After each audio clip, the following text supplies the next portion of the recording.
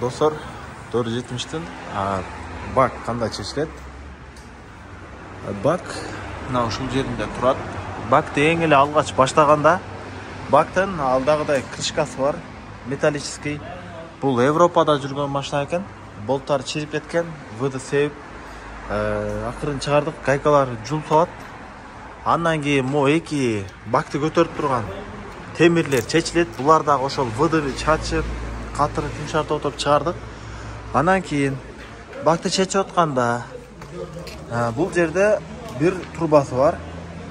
Бул жерде дагы бир шлангасы бар. Чечиле турган нерселер да. Ана бул жерден горловина куйула турган жери.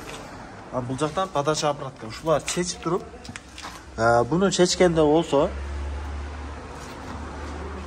бул шланганын башында мындай эмеси бар. Не деп коет эми, блокировочный пластиктер ушулар чечилет. Ана жөлө сурса чыгат.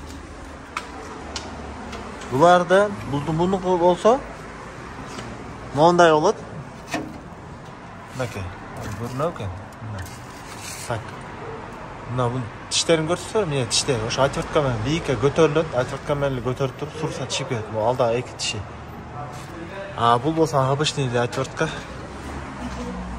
Бул патрубка бул жагынан кыйын, кол жетпегендиктен биз бул жагынан чечип туруп, мына именно бул жерде турат. Мынакей. Чечип, анан кийин бул жердеги мына пластиктен чыгарып койдук, ошо менен бак түшөт. Бактын көрүнүшү мына ушундай болот. 470 жылы 2006 же болуш керек.